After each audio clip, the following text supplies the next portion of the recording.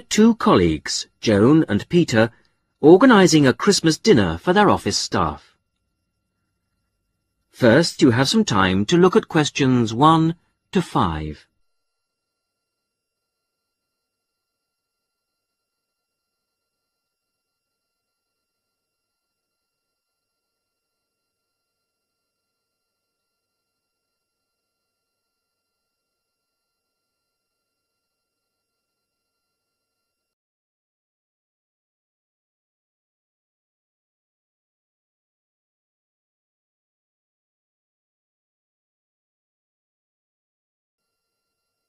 You will see that there is an example which has been done for you.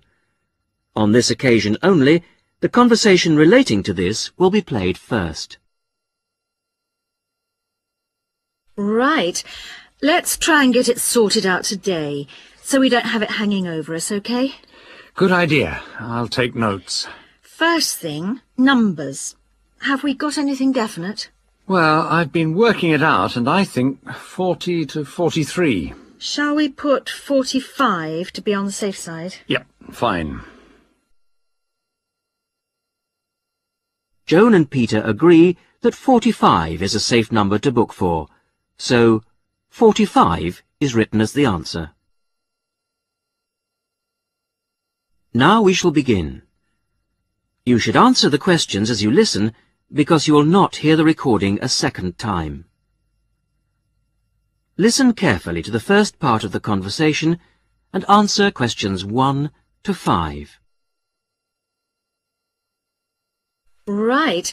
Let's try and get it sorted out today, so we don't have it hanging over us, OK? Good idea. I'll take notes. First thing, numbers. Have we got anything definite? Well, I've been working it out, and I think 40 to 43. Shall we put 45 to be on the safe side? Yep, fine.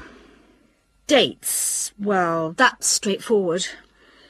The last working day before Christmas, which is... Which is December the 21st. Which is going to be pretty difficult to book at Christmas. So we'd better think of 2 or 3 places, just to be on the safe side. Well, last year's was hopeless. The Red Lion, wasn't it? Yeah. We ought to go for something more expensive, 'cause You gets what you pay for. That new Indian restaurant in Weatherfield is supposed to be excellent. The Rajdoot. Oh, how do you spell that? R-A-J-D-O-O-T.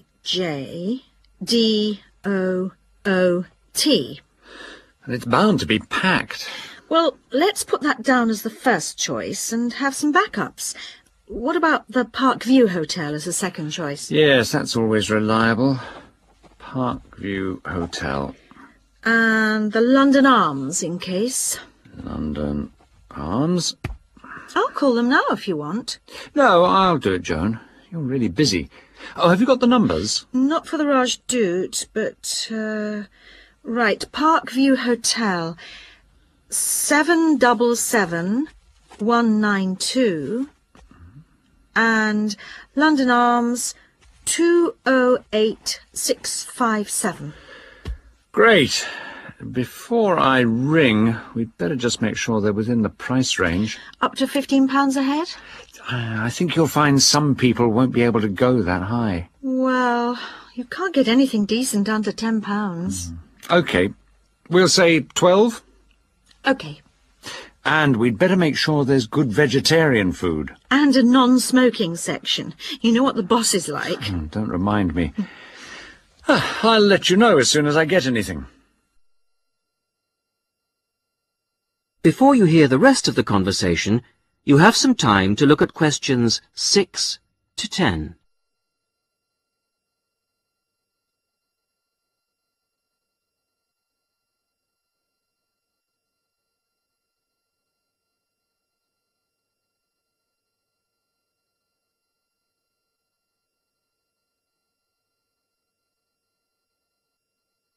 Now listen and answer questions 6 to 10. Good news. I found Rajdoot's number straight away, and they can fit us in. Their Christmas menu sounds great. What is it? French onion soup or fruit juice. Uh-huh. Roast dinner or lentil curry. Sounds ordinary, but my friend said it was really tasty. Lentil curry. That's unusual. And then for dessert, there's traditional plum pudding or apple pie, plus coffee. That sounds really good for £12. Did you book it? Well, I said I'd check with the staff first, but they did say they'd hold the booking until next Wednesday anyway. Oh, and if we go ahead, they'd like a £50 deposit. 50 is normal. That's fine. And they want a letter. Right, to confirm. Oh, and they say with such large numbers, we have to choose the menu in advance. Well, that won't be a problem. I'll put up a notice with details of the restaurant and the menu. When did you say they wanted confirmation by? It was, let's see, the 4th of November. Where do you think I should put up the notice? Where everyone's guaranteed to see it? On the cafe notice board, I should think. Hardly anyone looks at that. Well, the newsletter's probably your best bet. Good idea. I'll go and do that now. That is the end of section 1. You will now have half a minute to check your answers.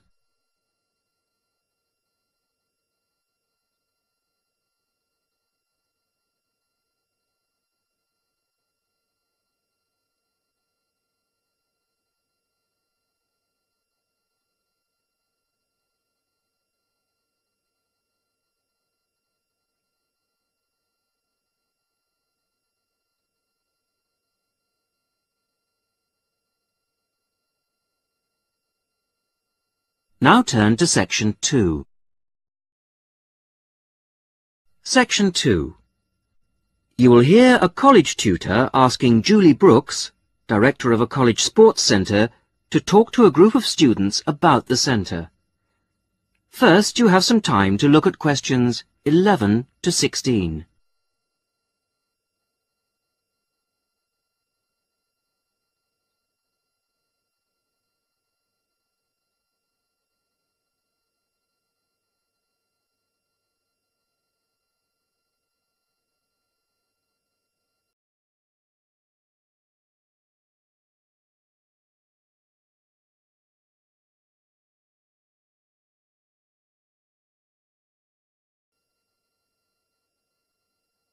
Listen carefully to the first part of the talk and answer questions 11 to 16. So, I'll hand over now to Julie Brooks. Thank you. Welcome to the Sports Centre. It's good to see that there are so many people wanting to find out about our sports facilities. First of all, membership. All students at the college are entitled to become members of the Sports Centre for an annual fee of £9.50. To register with us and get your membership card, you need to come to reception between 2 and 6 p.m, Monday to Thursday. I'm afraid we can't register new members on Friday, so it's Monday to Thursday, 2 to 6 at reception. Now, there are 3 things that you must remember to bring with you when you come to register. They are your union card, a recent passport-size photograph of yourself, and the fee. It doesn't matter whether you bring cash or cheque. We can't issue your card unless you bring all 3, so don't forget your union card, passport photo, and fee. Then once you've got your sports card, you will need to bring it with you whenever you come to book or use any sports centre facilities. Booking over the phone is not allowed, so you have to come here in person with your card when you want to book. Our opening hours seem to get longer every year. We are now open from 9 a.m. to 10 p.m. on weekdays and from 10 a.m. to 6 p.m. on Saturdays. For those of you who are up and about early in the morning, we're introducing a 50% morning discount this year. This is because the facilities tended to be underused in the mornings last year.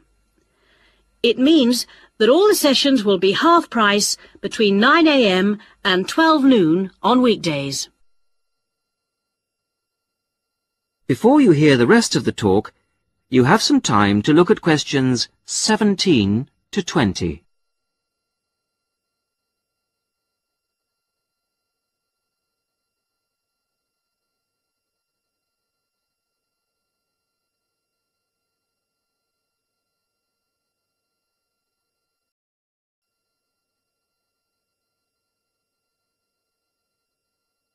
Now listen and answer questions 17 to 20. So, what exactly are the facilities? What sports can you play here? Well, this room we're in at the moment is called the main hall, and it's used mainly for team sports such as football, volleyball and basketball, but also for badminton and aerobics. On the other side of the reception area, there's the dance studio. This provides a smaller, more intimate space, which we use for ballet, modern dance and martial arts. Not at the same time, of course. Then, in a separate building, which you may have noticed on your way here, it's on the other side of the car park, there are the squash courts, 6 of them. And at the far end of the building, a fitness room. This is our newest facility, only completed in the spring, but it's already proving to be one of the most popular. As well as all these facilities available here on the campus, we also have an arrangement with the local tennis club, which is only 2 miles away, entitling our students to use their courts on weekday mornings in the summer. So, I think that there should be something here for everybody, and I hope to see all of you at the centre, making use of the facilities. If, in the course of the year, you have any suggestions as to how the service we provide might be improved, or its appeal widened, I'll be interested to hear from you. That is the end of section 2. You will now have half a minute to check your answers.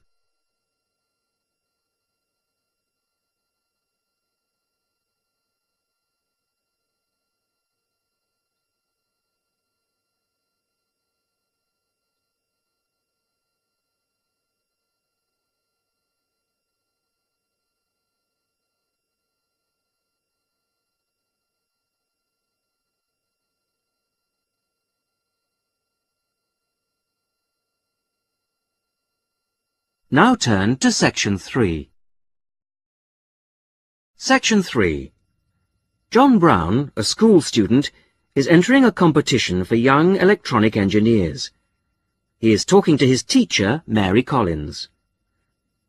First, you have some time to look at questions 21 to 30.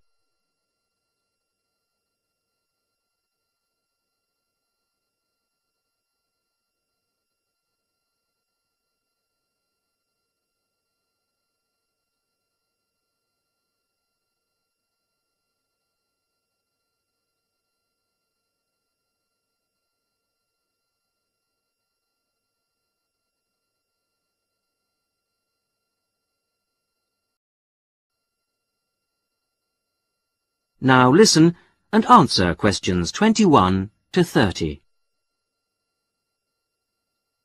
Good morning, Mrs. Collins. I just wondered if you could help me with this entry form for the Young Electronic Engineer competition. Hello, John. Oh, you've made the jigsaw for blind children with the bleeper. When they put a piece in correctly, that's right. OK, let's have a look at the form. Right, thanks. I've never filled in one of these before, so... Well, let's just do it in pencil first. So, name of designers. Well, Anne helped me with some of the electronics work. Then you must put her name in as well. Right.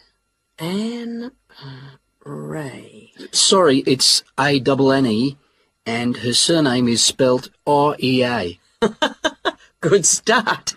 OK, R-E-A. And age is easy. You're both 16. What have you called the design? Keep it short. What about jigsaw puzzle design for visually handicapped? Too long. Just say blind puzzle. That'll do. OK. Right now, size of equipment? I've got it noted down here. Yes, width is 20 centimetres. OK. Length is 50 centimetres, and then the depth is, well, it's very little. What would you say? I think you can be approximate. I'd say 2.5 centimetres.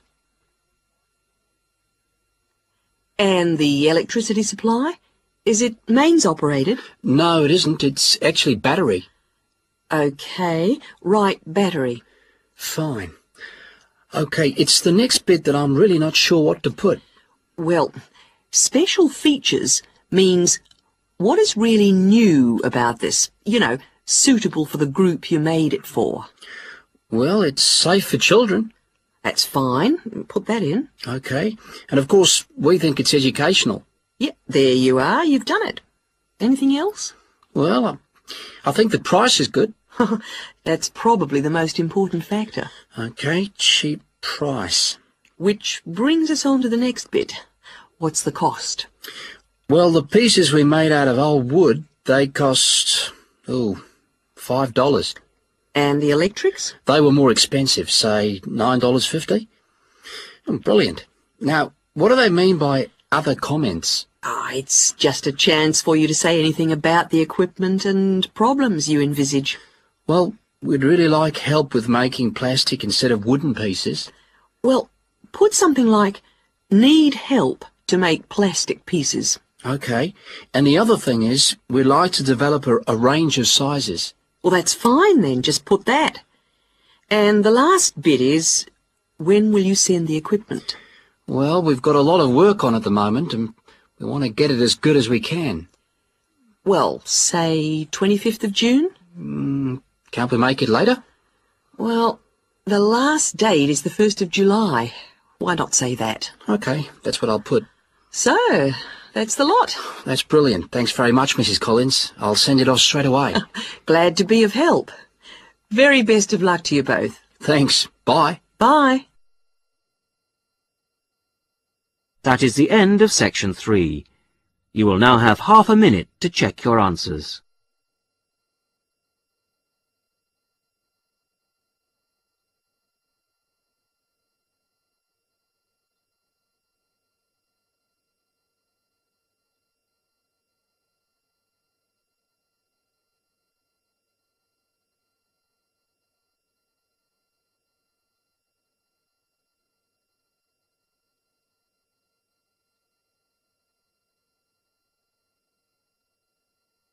Now turn to section 4. Section 4. You will hear a talk about ostrich farming. First, you have some time to look at questions 31 to 40.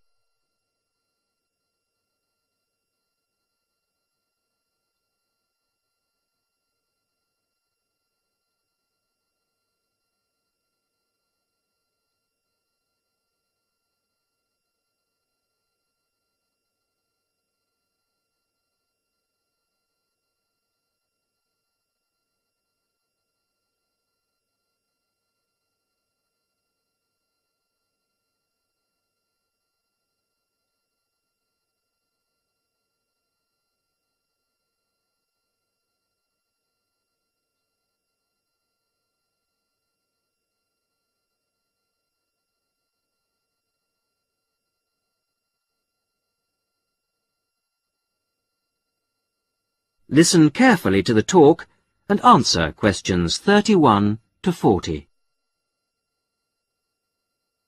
Today I'd like to introduce Ted Hunter, who used to rear sheep and poultry, but who is here to tell us about a rather unusual type of livestock that he's been concentrating on in the last few years.